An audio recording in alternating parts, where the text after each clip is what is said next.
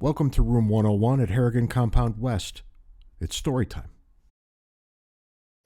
So I'm smoking some John Cotton's double-pressed Latakia, and I have to admit, I found this and bought it because it contained the word Latakia in its title, so I didn't really know what to expect at all. It showed up like a brownie, actually, almost like a perfect brownie inside the container. And so I broke a little bit up and threw it in this drying bowl I've got here and gave it a shot. And it was really a surprise. It was so very good right from the first moment. And I don't know why, but this got me thinking it's that time of year, right, where we all start thinking about back to school, and me probably more than most, given that I've been in school for probably 50 years or so at this point. Of course, this year I won't be heading back to a university. More on that later. But it got me thinking about it just the same. And there was this place I used to teach in Syracuse, New York, a place called Lemoyne College. And I know there's a couple of the former students who are watching these. They're probably gonna be a little amused that I would even remember this. But it was in Syracuse, and Syracuse is a difficult place to live, primarily because at about November or so, the sun goes away, and it doesn't come back until maybe April. And you find that all these people in Syracuse and the environs, and Rochester, you name it, upstate New York, they all get seasonal affective disorder, and they turn into a bunch of jerks, actually. And you can tell that things are getting bad because about February or so, people are just yelling at each other for no good reason. And that was the only way that they could offload that pent-up hostility that New Yorkers, for whatever the reason, seem to specialize in having. But there was this tradition at Lemoyne that I still think back about, and I'm still very fond of this. There was a guy named the Wizard, and the Wizard was chosen each year by the Wizard of the year before. And it was the Wizard's responsibility to declare Dolphy Day. Dolphy Day. And what the hell is Dolphy Day, you may ask, and you'd be right to ask. It was held on the first mild, sunny day of the year, which almost always put it in April or May, right? This is a miserable place to live. I mean, just to give you an idea, I think the first year I lived there, we had 15 feet of snow, and everybody remarked at what a light year it was. So this was a difficult place to survive. On the upside, they had great wings and pretty good pizza, so there was that. Anyway, back to Lemoyne College. And Lemoyne is a strange place, right? Because I can't verify this. I don't know the veracity of it. But when I got there, I was told that Lemoyne College was founded in the 1940s to take part in the fight against the spread of global communism. Okay, by the time I got there, and I would have gotten there in, 2001, the faculty were as red as a baboon's ass. I mean, they were incredibly leftist, socialists almost to a one. So I guess that founding impulse, were it correct, were it described to me truthfully, well, I guess they lost out on that one. But so it goes. Universities sit to the political left. There's really nothing you can do about this, even if you wanted to, and clearly nobody did there. But back to Dolphy Day. I have a pretty good idea who declared Dolphy Day my first year there. I will not out him here. I don't know if they care about this or not, truth be told. But it was a rather large undertaking because, it sounds like no big deal. That, okay, let's bring a couple of grills out onto the quad and burn up some hamburgers and let's go. And yes, they did that, except they brought out enough grills to feed probably a couple thousand people. There's a lot of grills out there, and there was about 1,400 or so students there, if my memory is correct on the matter. I think it's probably close to correct. Let's just say there was an abundance of alcohol. And when I say an abundance, I mean an abundance. It was everywhere. There was a cooler everywhere I looked. And remember, I pulled into campus at about 9:30 in the morning, and people were so hammered at 9:30 in the morning that I had to step over the unconscious bodies of some students, and some of them were already laying in puddles of their own, I hope it was their own vomit. So they approached Dolphy Day with tremendous gusto.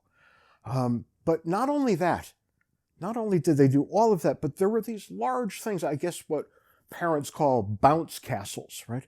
And I don't know whoever thought a bounce castle and all that liquor on the first sunny day in central New York. I mean, who would have thought that this was a good idea? Because people got out of the bouncy castle holding their stomachs ready to vomit all over the place. Vomit became a bit of a theme here. And the funniest part was, I got there, I looked around, my chair, a guy named Baron Boyd, a really good guy. I hope to God he sees this. Somebody send this to Baron. I walked in and Baron said, well, I guess we're not working today. And I looked out and at the assembled lunatics on the quad, and I said, nope, guess not. He said, but it's one of the great days of the year. And I thought, it kind of is. It's the first sunny day. It was probably about 52, 53 degrees.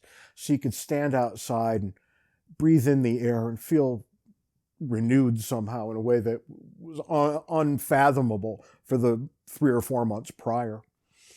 And I said, all right, I'm going to go into the office and ditch my briefcase and I'll be back. And so I went up to my office, dropped all my stuff, locked it in my office. And I walked back down a different way. And don't you know, there in the corner classroom, there was one priest who obviously had an attendance policy that he was taking way too seriously, who was standing in a room at the front behind a podium giving a lecture. He was writing things on the board. It was perfectly ridiculous. And it was very clear that every student of his who was outside hammered at that moment was going to be quizzed or tested on the things he wrote on the board. And he kind of knew that he had them over the falls in a barrel to keep it in the New York framework. I don't know why he did this. I really don't. It seems so ridiculous. I just took one look and said, oh, screw it. We got the day off. Let's just have a nice time. And while I did not drink with the students, I always found that to be a disaster waiting to happen. I did grab a couple of hamburgers from the grill, and Baron Boyd and I sat back at a distance watching, bemused by the excess of youth, an excess that he and I no longer had. And I kind of miss it, truth be told. We'll hear lots and lots of stories over the years, I think, of the excesses of my youth. But for this one, I was purely a spectator. And if I could go back every year on Dolphy Day, I surely would. It was really that good.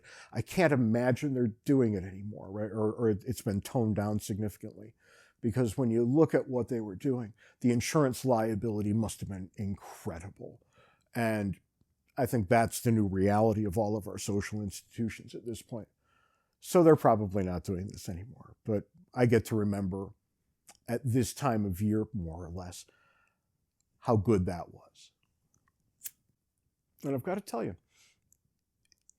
John Cotton's double-pressed Latakia is pretty good too.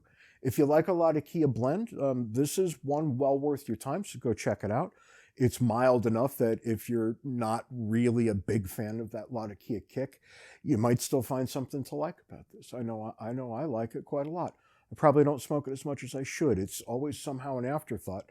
And then when I pull it out of the case, I'm very inclined to just smoke the hell out of it. So until next week, see you later. H-A-R-R-I-G-A-N spells Harrigan, proud of all the Irish blood that's in me. So as I remember at Lemoyne College, it occurred to me that, yeah, it's a Catholic school. And then I thought about it a little bit, and it turns out I've got this weird propensity for working at religious colleges. The first one that I worked at was a place in California when I was doing my graduate work called the University of Laverne, which was an arm of the Church of the Brethren, whatever the hell that is. Then from there, I went to Utah State, and you'd think State University, no big deal. You'd be wrong. That was a Mormon school if there ever was one. There were other Mormon schools in the state, the University of Utah and Brigham Young University, Southern Utah, any school in that state is going to be a de facto Mormon school. Then it was out to Syracuse with Lemoyne, which was Jesuit. So then I went to Western Pennsylvania, Latrobe to be exact, St. Vincent College, a Benedictine college. From there, I went to a university in Iraq, and just as every university in Utah was a de facto Mormon university, that university in Iraq was a de facto Muslim university. There's no question about that. And I think that's about it for the religious end, although day's not over yet. For somebody who's such a confirmed agnostic, I have no idea why I keep showing up at these religious schools. Nor do I understand why these religious schools keep hiring me. I think we're probably all defective in some way. But fuck it, you got to work somewhere. See you next week.